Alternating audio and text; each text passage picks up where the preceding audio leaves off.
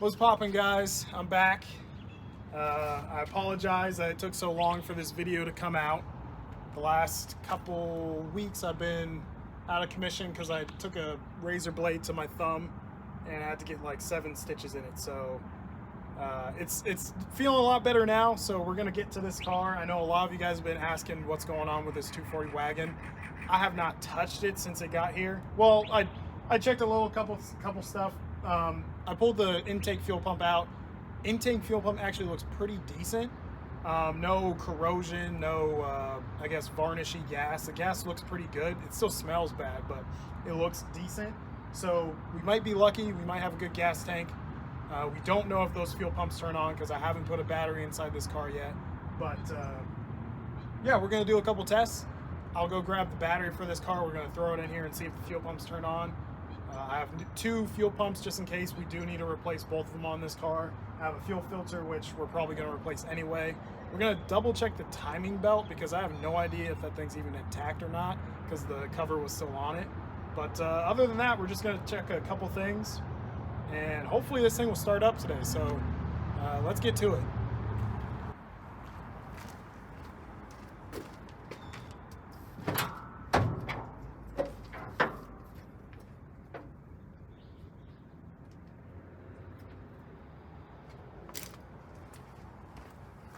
So I haven't checked much under the hood since I brought it home, but everything does look pretty decent under here. I don't see anything like major missing, like a mass airflow sensor, or there's coolant inside the reservoir, there's oil inside the engine. Actually, we're gonna check the oil one last time before we try and start up, because technically I don't remember checking that. But yeah, I'm gonna go grab the battery for this thing. We're gonna put it in its tray. You can tell this tray is pretty dang rusty, but it's pretty common for these 240s, mostly where the battery sits. Battery acid likes to get in there and kind of corrode these battery trays. But other than that, we do still have the stock main fuse holder, so that could cause us problems. I know these things tend to get a little corroded or fall apart with age. So if we do have problems with that, I do have replacements for that. But yeah, let me go grab that battery real quick. So what's funny is this is the original battery that came with the car. I put it on my battery charger and it seems to be holding a charge pretty well, so I don't see why this battery wouldn't work. But yeah, we're gonna test it out. Hopefully it's still holding a charge because I took it off the charger probably last week. So we'll see if this thing's any good.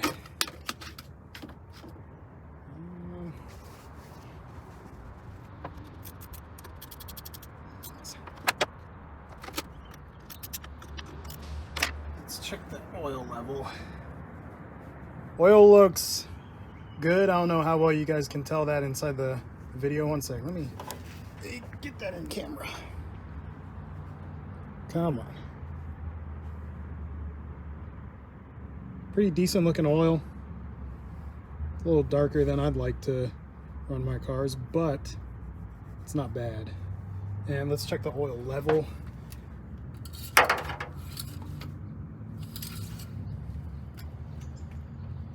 And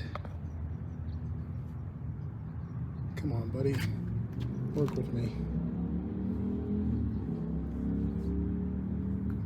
Oil level is, if anything, a little bit overfull. So that could be a good sign, that could be a bad sign.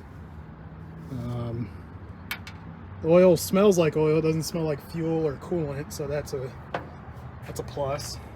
So I'm going to crack off that fuel line under the hood and we're going to see what kind of fuel we can get out of this fuel line, if the fuel pumps work or not. If they don't, then we'll go next to replacing those fuel pumps. Yeah, the whole hood not staying open is kind of making everything a little more difficult, but it's nothing we can't figure out. And the whole thumb thing is kind of annoying. It's all healed up, but depending on where and how I bend it, it still feels like there's 2 different parts of my thumb. It doesn't feel like one thumb. So we're gonna still take it easy today. because I don't feel like ripping that thing open. But I really want to know if this thing starts or not. Ooh, is that? There we go. Nice. That was nice and loose. It wasn't too tight, which they usually always are. But yeah, we'll see if any fuel comes out of this thing. I should have put on a glove. I doubt the fuel pump's primed. Oh, there's a little bit. Ooh. Man, that's a good sign. That gas does not smell bad. I mean, it smells old for sure, but it doesn't smell varnished, which is a good sign. Okay, so I'm gonna go grab a water bottle so I can catch some like a fuel sample, and then we'll see what the fuel pumps want to do. Okay, let's see if we can get some gas out of this thing.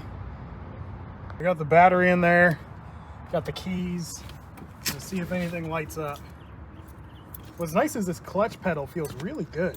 It's got some really nice spring to it. My clutch pedal in my 88 240 does not feel like that. Oh! Everything's lighting up. What should I test first? Blinker. Nice. Yep, blinkers work. Do not want to test the blower because I know these vents are going to shoot stuff at me. Okay, so the fuel, let me set you guys over there. I'm going to try and bump these fuel pumps, and we'll see if any fuel wants to come out of them.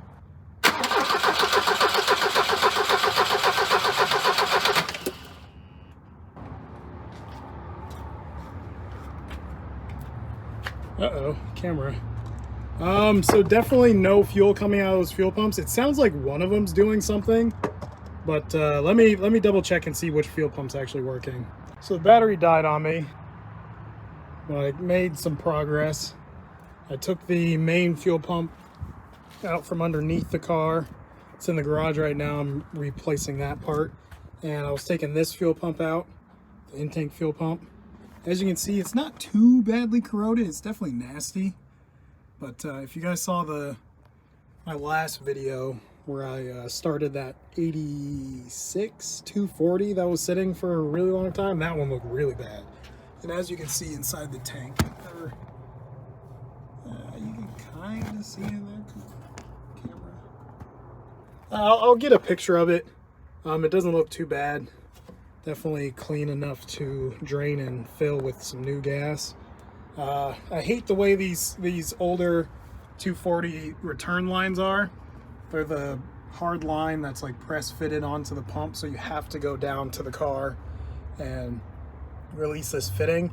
Man, I slapped the crap out of my thumb. I don't know what my luck is lately, but I was over here with my right hand pulling out the line from inside here. It comes out, my hand's like right here, and this thing somehow finds a way to directly hit me on my cut, and God, it freaking hurt. I went in there and cleaned it because there was a bunch of like varnishy gas all over my thumb.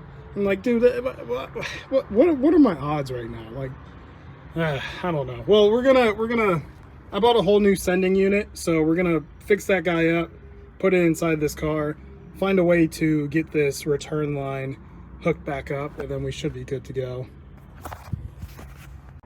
So I got the new fuel sending unit all put back together.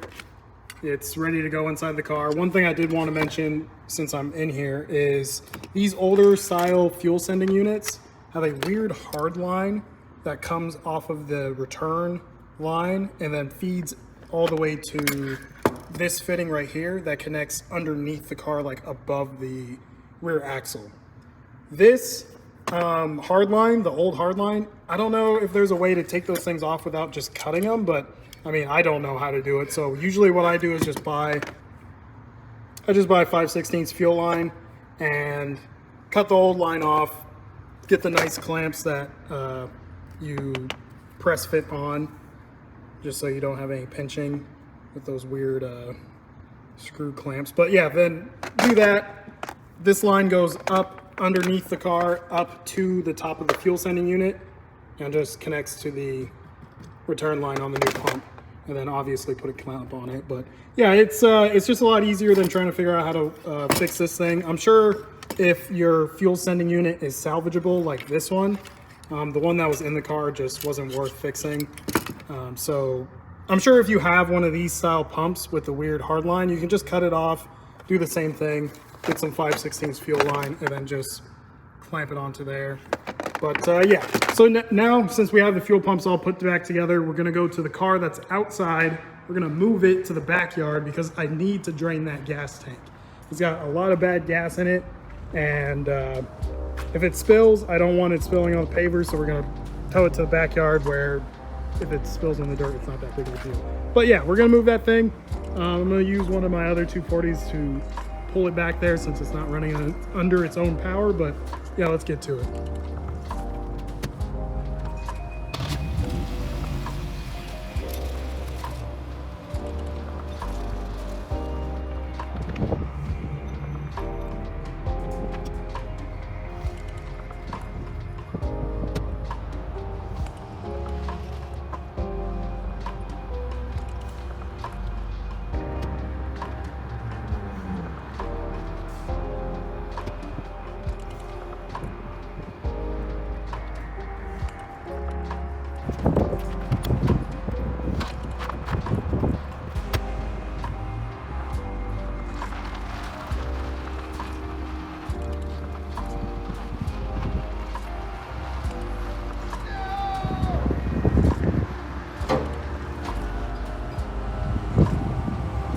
Okay, I don't know why I keep doing this. Every single time I tow a Volvo with a Volvo, it always goes out of control. As you saw, I stopped. We were on a hill. It started rolling backwards. I was this close from pretty much destroying the side of this car. Well, I mean, it's not that close, but I mean that's a little too close for comfort. Luckily, that strap held on and stopped the car somehow. But yeah, we're gonna stop doing this. It's hard to move these cars around when they don't run, but I mean, this is the only way I know how. So yeah, we're gonna detach. I think that's a good place for it to sit for now, because I don't feel like moving it anymore. So yeah, we're gonna detach and see what happens after this.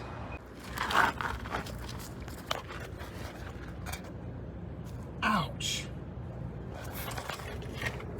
So I got the thing loose. All I gotta do is get this thing out. I'm supposed to use a Phillips, but I don't like using a screwdriver because you just get the stuff all over your hand and it smells for weeks. Well, days, probably not weeks, but still. We're gonna unscrew this thing. It's gonna, oh man, I can smell it. I can smell it, smell. Oh boy. There we go. Oh yeah. She's draining. Whew. So we'll let that drain for a couple of seconds. Replace it with that can and hopefully drop as less of it on the ground as possible. Oh, she's stinking. Okay, I'll see you in a second.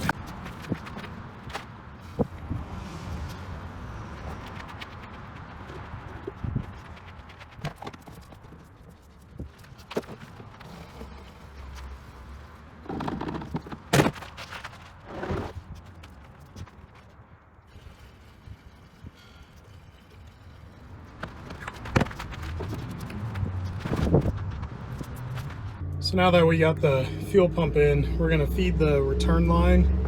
There's a tiny little hole down over there where the fuel line goes. We're just gonna wanna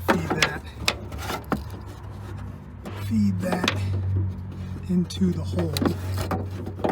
And then underneath the car and grab that fuel line and tighten it up. It's a 15 millimeter and a 14 millimeter. So it's not too complicated. All you gotta do is get under there and hook it up. So yeah, we're gonna hook that up, cut this line, put it back onto the fuel pump, find a little cap for that guy, hook up the fuel pump, and then throw some gas in it, and this thing should fire right up.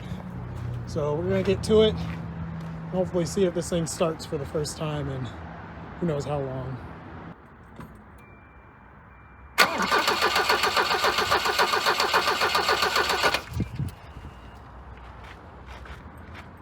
I forgot to plug in the fuel pump. Let's try that again.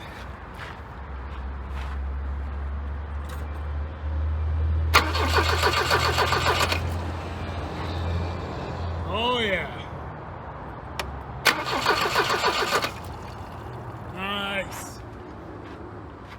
Okay, I'm gonna hook that fuel line back up and then we're gonna try and start it. So I'm gonna set you guys back here just in case anything comes out the tailpipe. This is the first try after doing all the random stuff. So hopefully she starts right up. Hopefully nothing crazy coming out of that tailpipe. Let me angle you guys a little bit more down just in case something comes out of that thing. Cool, let's go.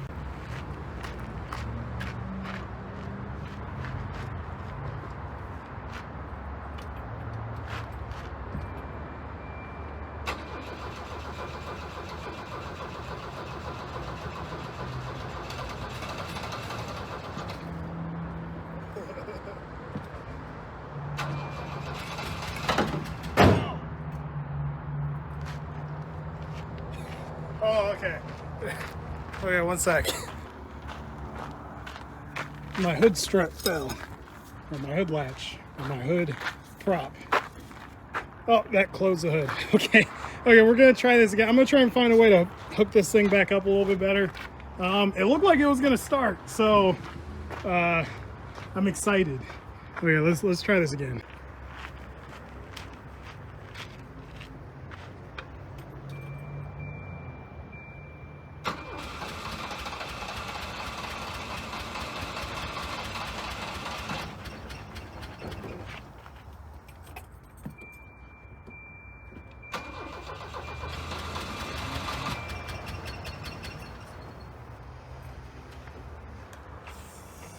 That's not good.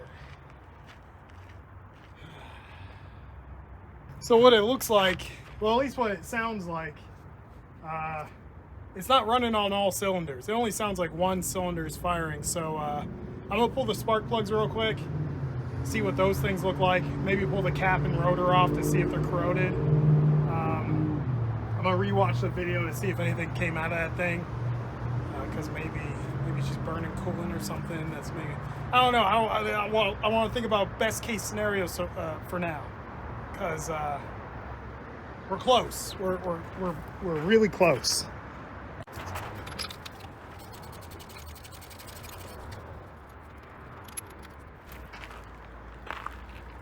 Ooh, that's nasty looking.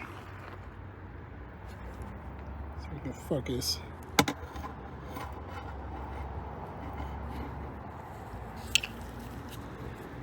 I mean, it definitely looks confused. One side looks rich, one side looks lean. What is this? Denso, that's not a bad spark plug. Let me pull the other ones to see what those ones look like. I don't have a set of spark plugs on me right now, but O'Reilly's is right around the corner. So we're gonna wing it. Here's the next one. Just like the other one, kind of confused. The tip is kind of white, but the rest of the plug is black. What's funny is, so I went in the engine bay and touched each exhaust manifold, each part of the exhaust you know what I'm talking about, but I touched each one of them, and the only one that was warm was the rear one. So it's definitely only running on one cylinder. That could either mean spark plugs, wires, maybe the cap, or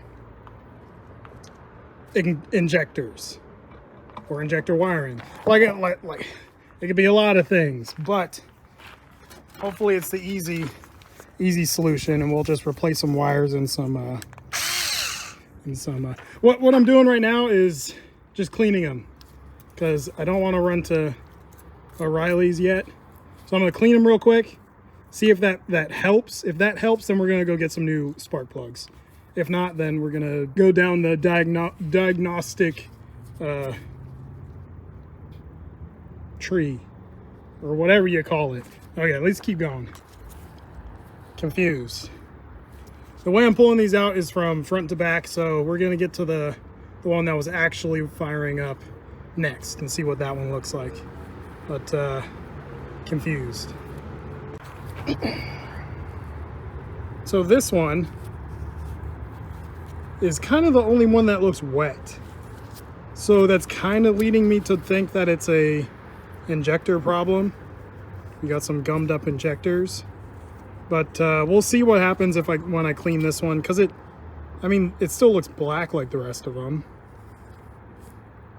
And a little bit of white on top, but I don't know. We'll clean this one. We'll throw them back in. If it changes anything, then we'll move on to replacing new spark plugs. And then, if that doesn't work, injectors.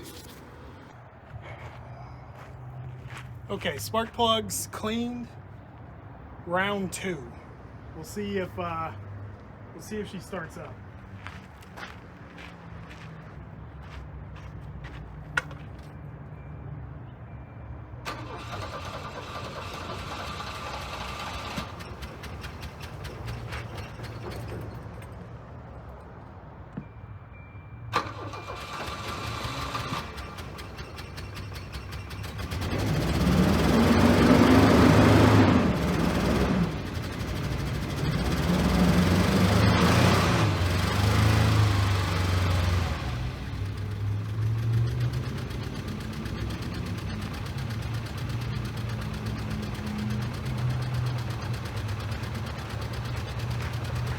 She's got a mean misfire. She smells like she's running lean or rich. I don't know. It smells gross. Got a bad misfire. Yeah. So we're gonna move on to spark plugs and injectors, because this isn't working. Okay, well that was not very successful. I mean, it's running. It's just, it's running on like 3 cylinders. So let's see which 3. That one's kind of warm. Ooh, that one's hot. Ooh, that was hot. I got gloves on, so I'm not. Ooh, that one is hot. Ooh, that one's definitely burning. Okay, so very inconsistent. Cold, kind of hot, very hot. So we're gonna move on to spark plugs. I'm gonna go to O'Reilly's real quick. There's no real good way to test these injectors. So if the spark plugs don't work, then I'm just gonna buy a new set of injectors, replace them, and hopefully that'll fix the problem. If not, then we're gonna have to move on to compression tests, because don't know what else would be making it run like that, other than cap and rotor. We'll double check the cap and rotor real quick. Got some NGKs. If I remember correctly, NGKs are decent spark plugs for 240s. So we're gonna put those in there. While we still have a little bit of sunlight, we're gonna see if we can get this thing started. So as you can tell by the beautiful sunset, Red Block Jesus is looking down on us right now, and he wants us to get this thing started. So we got brand new NGK spark plugs inside that thing. I should have bought wires. I don't know why I wasn't thinking that when I was down there, but I'm gonna throw that cap and rotor back on. Before the sun sets, we're gonna start this thing, and it's gonna run, hopefully. I think it might be injectors, but I'll explain later, but let's try it.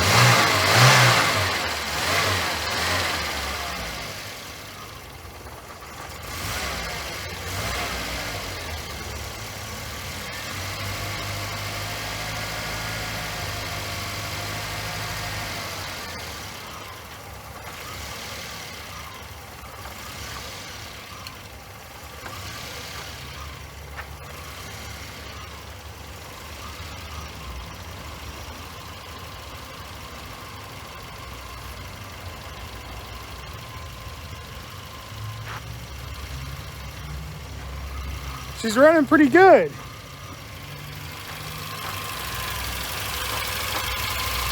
It's not perfect, but that's not bad. I can hear a ton of vacuum leaks. We're gonna have to figure out where those are coming from.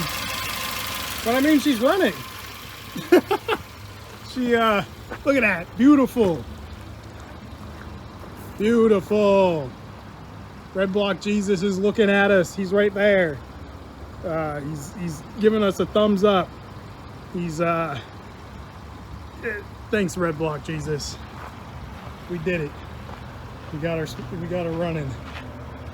Not extremely smooth. She's still missing a little bit, but that's not bad for running. First time running in a really long time. Let's see those gauges. Not bad. It's not overheating. Let's see what the coolant looks like. Still, man, it's getting a lot better. Oh yeah, I can still hear vacuum leaks. Let's see what this looks like. Coolant looking green. I think we got a winner. Nice. Whew. Not bad at all. Let's see if we can give her some gas. Ooh, that's responsive. And she comes back to idle. This is awesome. Oh man, let me just look at that again. Beautiful. Couldn't ask for anything better. Except maybe, I don't know, some new tires and nice paint job and a clean interior. But guess what? That's all coming up next. We're gonna get this thing back up on the road. We're gonna find all the little missing pieces for this car. We're gonna get some tires for it. She's idling a little funny, but no, we're gonna get this thing back up on the road. I'm gonna wrap everything. I gotta put all these tools away. It's been kind of a hectic couple weeks. I've been let me turn this thing off and I'll explain what's going on. One more thing. I just got in the car. You're not gonna believe this. Look at that. She's lighting up.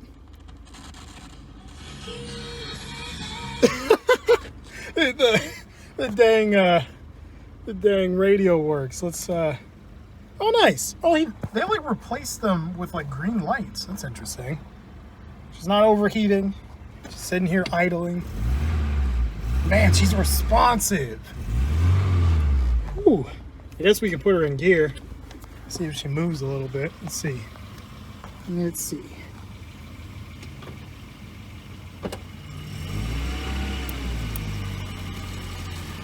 We have a reverse. We are cooking with gas. Uh-oh. Got a little electrical issue. I don't know. We'll figure that stuff out. Let me wrap this up, and we'll get to wrapping this up. So I'd consider that a success. We got that thing up and running. It's running a whole lot better than it was when we first started. It was only running on one cylinder at one point, so obviously it's doing pretty good now. It idles, it revs up pretty good, but yeah, that took a lot longer than it should have. I've been real busy the last couple weeks. The last weekend and the weekend before that, I went up to New Mexico for a hunting trip. That took up some time. And then when I wasn't doing that, I've been kind of preoccupied with another Volvo project, which I have talked about a little bit in previous videos, but I'm finally ready to talk about it a little bit more because everything's kind of set in stone and I have all my ducks in a row and it's time to get to business. One sec, let me grab something. Okay, so I covered it up a little bit with a sticker I found in the garage. I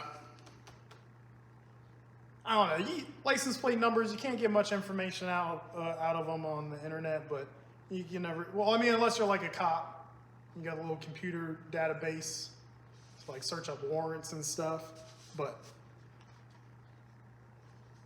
I don't know, the internet's a big place. Let's just not, my plan is to not put all my information out on the internet because that can be dangerous. So, this is besides the point. I put a sticker on a license plate. I want to show you guys what I've been working on for, it's been about the last 6 months I've been working on this.